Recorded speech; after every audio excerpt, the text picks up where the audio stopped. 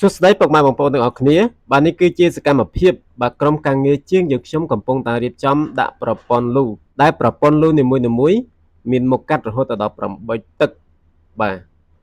ហើយសម្រាប់គម្រោងដីយើងខ្ញុំនេះគឺមានទីតាំងស្ថិតនៅភូមិដីឡូសង្កាត់ទឹកថ្លាក្រុងសេរីសុផុនខេត្តបន្ទាយមានជ័យ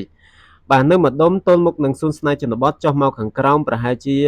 500ម៉ែត្រមកដល់ទីតាំងគម្រោងដីរបស់យើងតែម្ដងសម្រាប់ទំហំដីគឺមាន5 × 23 5 × 24 5 × 25 5 × 26សម្រាប់ឱកាសបើកលក់ប្លុកថ្មីនេះបាទយើងមានការបញ្ចុះតម្លៃជូនបាទពី$5000ក្នុង1ឡូនៅសល់ត្រឹមតែ$3500តែប៉ុណ្ណោះបាទក្នុង1ឡូបាទសម្រាប់តម្លៃបងផ្ដាច់បងប្អូនហើយការបងផ្ដាច់នេះបងប្អូនបង់មុន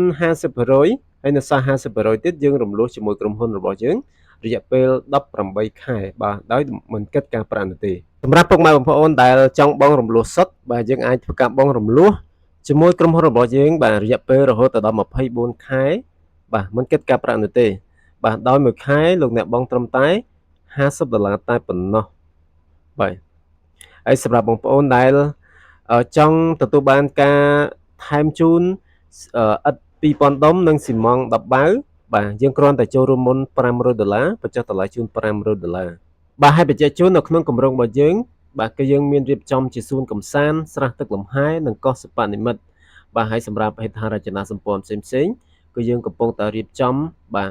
អភិវឌ្ឍបណ្ដាលនៅក្នុងគម្រោងរបស់យើងមានដូចជាប្រព័ន្ធផ្លូវថ្មមិចទទឹង10ម៉ែត្របាទជាច្រើនខ្សែបាទប្រព័ន្ធលូបង្ហូរទឹកបាទយើងរៀបចំជាប្រព័ន្ធលូស្តង់ដារតែម្ដង